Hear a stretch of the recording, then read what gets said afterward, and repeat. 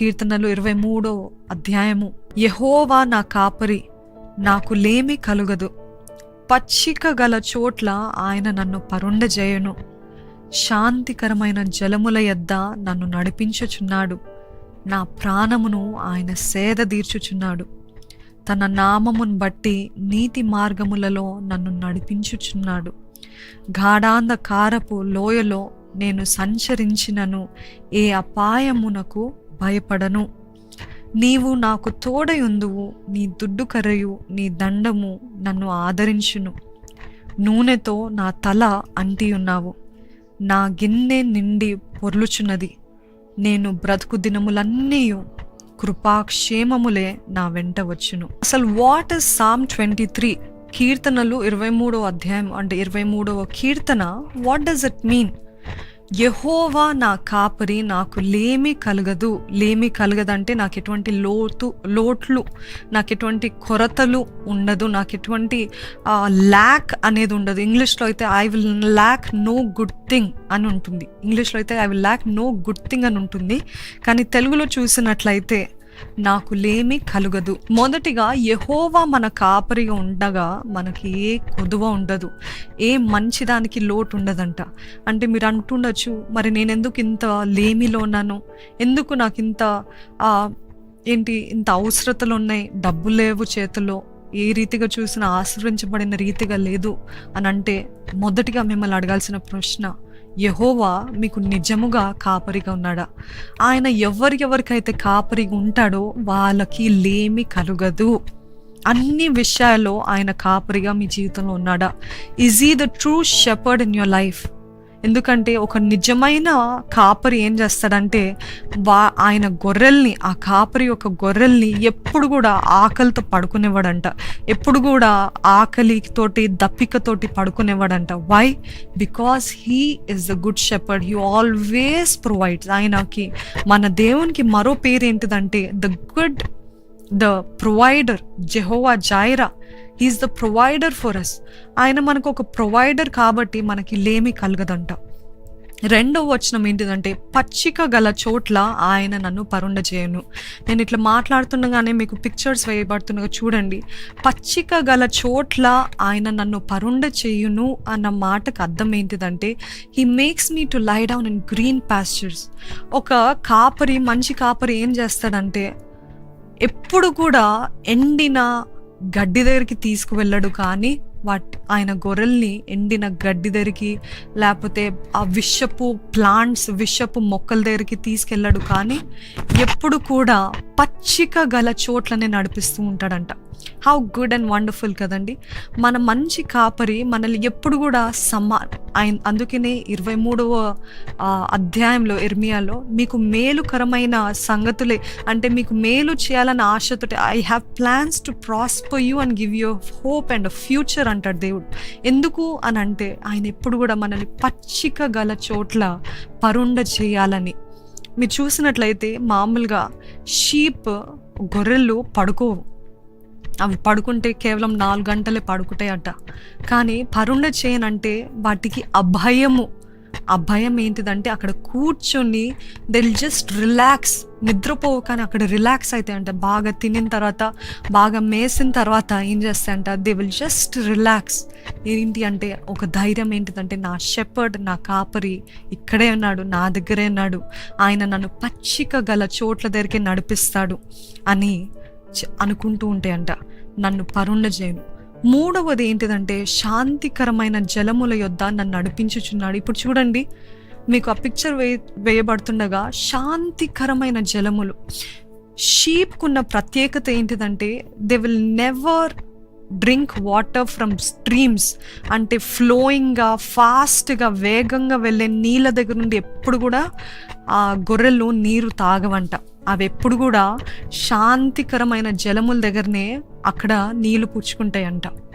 So if you see, దేవుడు కూడా కొన్నిసార్లు ఒక కాపరి ఏం చేస్తాడంటే, ఒకవేళ చాలా ఫోర్స్గా వాటర్ వస్తున్నాయి ఒక స్థలములో అంటే ఏం చేస్తాడంటే, ఆయన దానికి అడ్డంగా నిలబడి ఆ వాటర్స్ శాంతికరంగా ఉండేలాగన ఆయన గొర్రెలు తాగాలి అని చెప్పి ఆయన అడ్డుగా నిలబడి లేకపోతే దానికి ఏమైనా అడ్డుబండలు పెట్టి అది he will make it still అంట, అంటే శాంతికరంగా ఉండేలాగా చేస్తాడంట. అది ఆయనలో ఉన్న గొప్పతనం.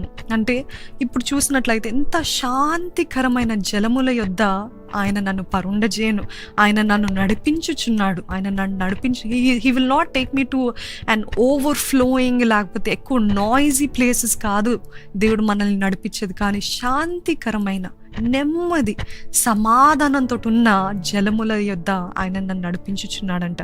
ఈరోజు మన దేవుడు కూడా మనం ఆయన నమ్ముకున్నప్పుడు he will always give us peace in the midst of chaos. ఈ లోకమంతా ఎంతో అపాయము, లోకమంతా కన్ఫ్యూజన్, లోకమంతా తెగుళ్ళు, లోకమంతా ఏదో అయోమయము, అలజడి ఉంటుంది. కానీ విశ్వాసులుగా మనకున్న గొప్ప అదేంటి ప్రివిలేజ్ ఏంటిదంటే, భాగ్యం ఏంటిదంటే, ఎంత భయంకరమైన పరిస్థితులు చుట్టూన్నా మన దేవుడు మాత్రం మనకి శాంతిని సమాధానాన్ని ఇచ్చే దేవుడు. నా ప్రాణమును ఆయన సేద తీర్చుచున్నాడు అంటే హీ రిస్టోర్స్ మై సోల్. ఇప్పుడు చూడండి, ఒక గొర్రె లేకపోతే గొర్రెల మంద అవి శాంతికరమైన జలముల దగ్గరికి వెళ్ళాలంటే లేకపోతే పచ్చిక గల చోట్ల వెళ్ళాలంటే ఏం చేయాలంటే, మొదటిగా they have to climb mountains. అవి పైకి ఎక్కితే మాత్రమే అవి వాటికి పచ్చిక గల చోట్ల ఆ స్థలాలు దొరుకుతాయి అన్నమాట. అయితే మనం కూడా అనుకుంటూ ఉంటాము, నేను చాలా అలసిపోయానే నా జీవితంలో, ఐఎమ్ ఎగ్జాస్టెడ్. మీరు అటువంటి పరిస్థితులు ఉన్నారండి? Is anybody here exhausted in life? నా జీవితంలో అన్నీ పోగొట్టుకున్నాను, I'm exhausted, I'm tired, I'm working so hard అని అంటే, ఇప్పుడు దేవుడు మీతోటి మాట్లాడుతున్నాడు. ఆయనంట నా ప్రాణమును సేద తీర్చుచున్నాడు అంటే హీ విల్ రిస్టోర్. ఏదైతే పోగొట్టుకున్నామో దానికి రెండంతలు ఇచ్చే దేవుడు మన దేవుడు. మీ ప్రాణమును ఆయన సేద తీర్చుచున్నాడు. ఆ గొర్రెలు అవి ఎక్కి ఎక్కి ఎక్కి ఆ కొండలెక్కి అలిసిపోతాయంట.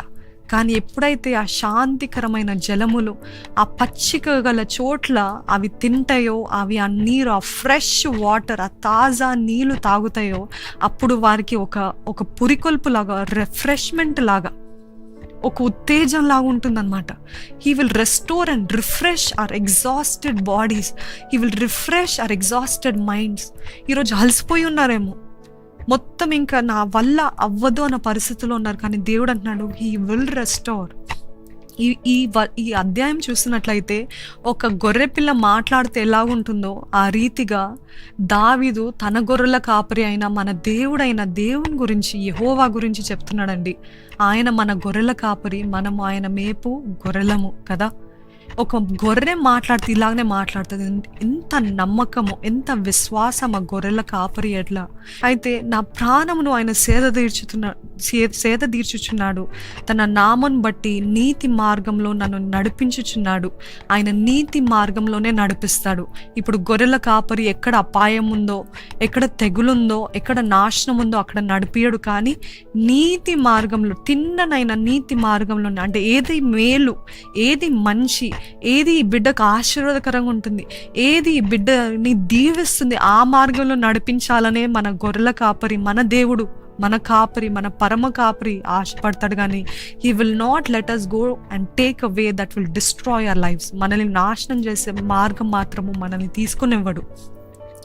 గాఢాంధకారపు లోయలో నేను సంచరించినను, ఏ అపాయమునకు భయపడను.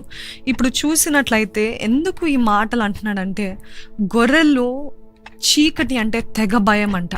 గొర్రెలకి చీకటి కానీ, చీకటి స్థలాలు కానీ చాలా భయం అంట. మొదటికే ఏం వెతుకుంటాయి అంటే, నా కాపరి ఉన్నాడా అని వెతుకుంటాయంట.